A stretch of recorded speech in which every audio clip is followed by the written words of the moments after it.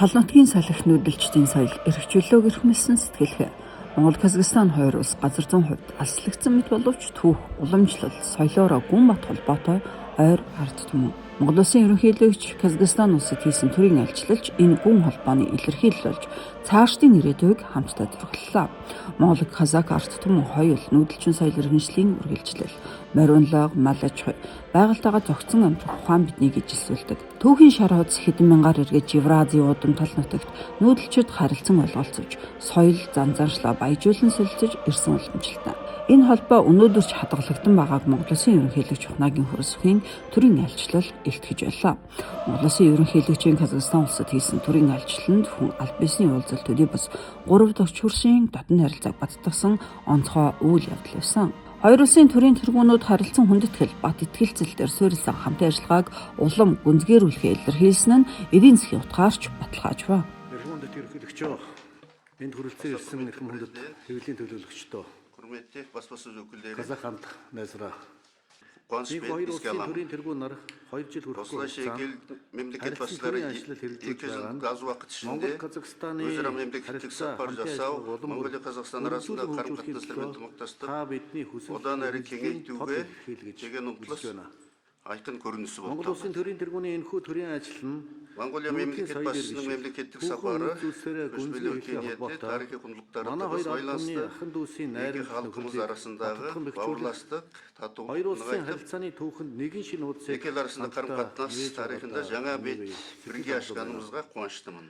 Эрхэм ерөнхийлөгч тантай хийсэн өнөөдрийн албан ёсны яриа жүргізген ресми келіссөздеріміз сәтті өткеніне қуаныштымын. Өнөөдөр та бид манай хоёр улсын өнгөрсөн 30 жилийн харилцааны ололт амжилт болон төрийн тэргүүнэрийн ярьж тохиролцсон ажлуудын хэрэгжилтийг дүгнэн хэлэлцэж эрхэм Монгол Казахстаны хамтын ажиллагааг улам бүр эрчимжүүлэн ынтымақтастығы одан әрі жандандыру жолдарын тэгжей-тэгжейлі талқыладық. За хоёр ерөнхийлөгч хамтын хэлэлцээр үргэлжлүүлж байна. Энэ удаагийн хамтын хэлэлцээний хүрээнд хэд хэдэн асуудлыг шийдэж байгаа юм байна. За манай улс Казахстан улстай нийт худалдааны эргэлтийг 500 сая $т хүргэе. Казахстан улсаас нефт бүтээгдэхүүнийг жилдээ 1 сая тонн хүртэл импортлъя. Казахстан улсын консулын газрыг Монгол улсад байгуулъя. Хамтарсан хөрөнгө оруулалт бүхий томоохон хөнгөн аж үйлдвэрийн үйлдвэрийг барья гэдэг ийм чиглэлүүдэд хамтын ажиллагааг үргэлжлүүлэн тэлж за үүнийгээ санамж зуран баталгаажуулах гэж байна. Альчлалын үеэр хоёр талын бизнес форум болж дотоодын бизнес эрхлэгчид маань Казахстаны талтай эхний байдлаар $20 сая хэлцэл хийлээ. Цаашид энэ тоо нэмэгдэн одоогийн худалдааны эргэлтийг нэмэгдүүлэн $500 сая төрөх нь бодит зорилт боломжит гүйцэтгэл байхыг илтгэсэн. За энэ удаагийн айлчны онцлог гэх юм бол ер нь бол гадаад харилцааг прагматик бодиттой хамтын ажиллагааг хөгжүүлэхийг аль орн зорж байгаа нь бол харагдсан. За энэ хүрээнд бид нар маш хурдтай одоо өмнөх ерөнхийлөгчийн айлчлалын мөрөөр хийгдэх ажлууд явж байгаа. За бид нар энэ 2 жилийн өмнөх хэрэгжсэн төрийн айлчлалын мөрөөр хийсэн ажлыг дүгнж үзэхэд үндсэндээ 80% та биелэлттэй явж байгаа.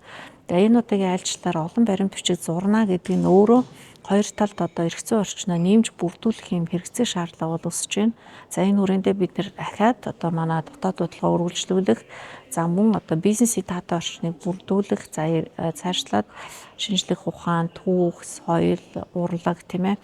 За бусад энэ яамдын хамтын ажиллагаа, хэвлэл мэдээллийн салбарч гэсэн ингээд олон чиглэлээр эрх зүйн орчноо бүрдүүлэх, гадаад орчноо бүрдүүлэх энэ ажил бол хийгдэж байна гэж үзэж байгаа.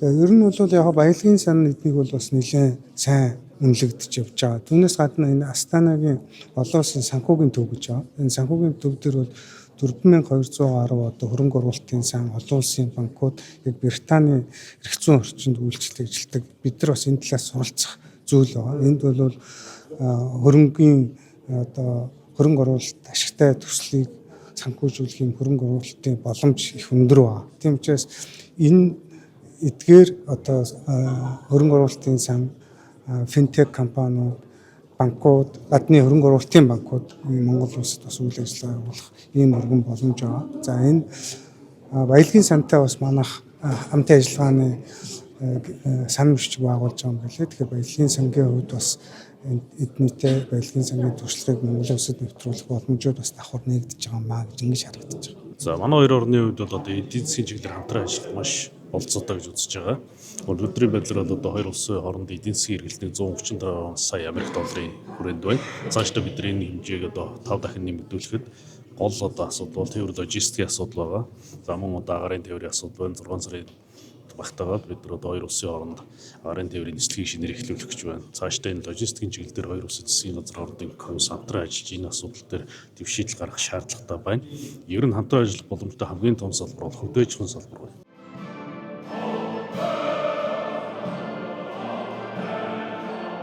Нүүдэлчдийн соёл ижил үнэт зүйлсээр холбогдсон Монгол-Казахстан хоёр улс найрамдал хамтын ажиллагаагаа улам баттгсан энэ удаагийн альчлал эдийн засгийн утгаар илүү тодорхой өгөөжийг илэрхийлж байна. Өнгөрсөн түүхээ хүндэтгэн ирээдүгөө хамтдаа бүтээх итгэлийн бэлэгдэлч гэж үнэлж болно.